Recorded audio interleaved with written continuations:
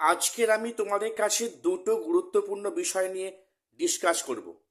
তো এই বিষয়গুলো কিন্তু আমাদের প্রত্যেকেরই কম বেশি জানা উচিত। প্রথমটি হলো, তোমরা জানো যে নবম দশমের ভেরিফাই প্রক্রিয়া কিন্তু বেশ কয়েকদিন পিছিয়ে গেল।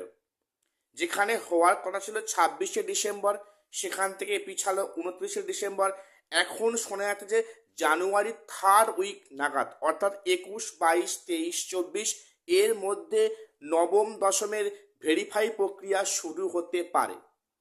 দেখো, এটা যে অনেকটা পিছিয়ে গেল, হয়তো সেটা অনেকে খুবই হতাশার মধ্যে পড়েছে যে আদৌ প্রক্রিয়া হবে কিনা, এতটা পিছিয়ে গেল। হ্যাঁ, আদৌ এই প্রক্রিয়া সম্ভব হবে কিনা।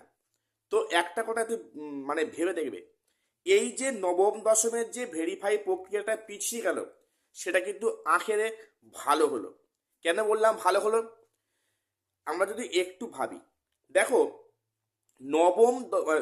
একাদশ দ্বাদশের যদি নিয়োগ প্রক্রিয়া মানে আপ টু কাউন্সেলিং অবধি যদি সম্পন্ন হয়ে যাওয়ার পরে যদি ভেরিফাই প্রক্রিয়া শুরু হয় নবম দশমের ক্ষেত্রে, সেক্ষেত্রে কিন্তু একটা ভালো পজিটিভ দিক আছে।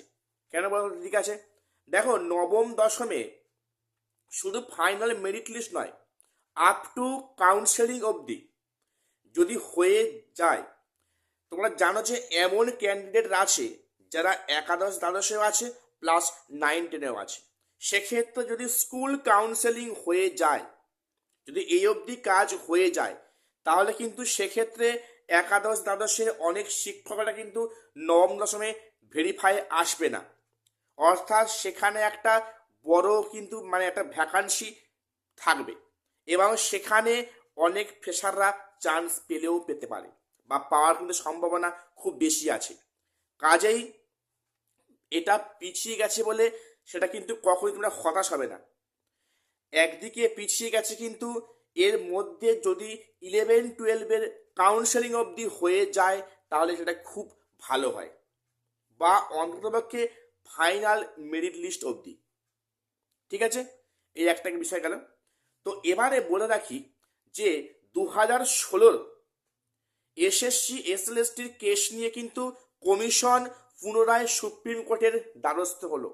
যে সুপ্রিম কোর্টে বলা হয়েছে যে এসএসসি সংক্রান্ত যাবতীয় মামলা ওনারা শুনবেন না, সেটা পুরোটা কিন্তু হাইকোর্টের হাতে ছেড়ে দিয়েছে।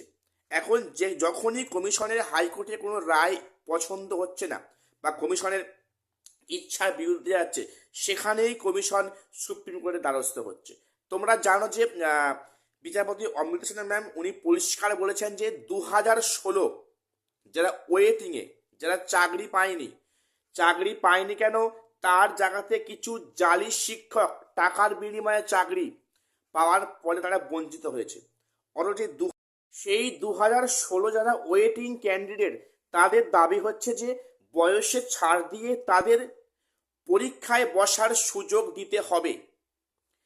সেক্ষেত্রে তাদের এক্সপিরিয়েন্সের 10 মার্কসও তারা আশা করছে না।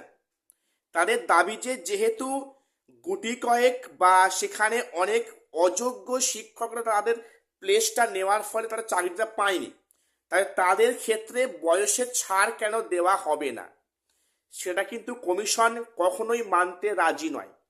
কাজেই সেখানে হাইকোর্টে এগেনস্টে আবার সুপ্রিম কোর্টের দ্বারস্থ হয়েছে কমিশন।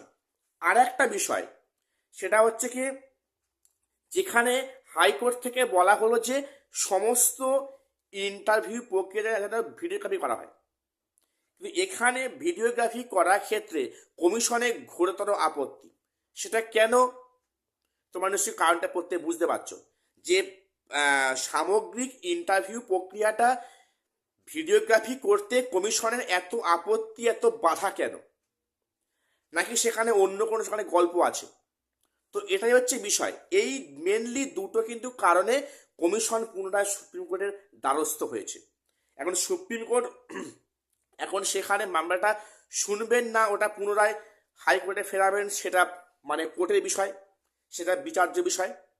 তো কাজে এখন দেখার বিষয় যে এই যে পুনরায় সুপ্রিম কোর্টে দ্বারস্থ হয়েছে কমিশন, সেক্ষেত্রে সেখান থেকে কোনো সুরাহা মেলে কিনা, তাই কেসটা পুনরায় হাইকোর্টে ফিরে আসে।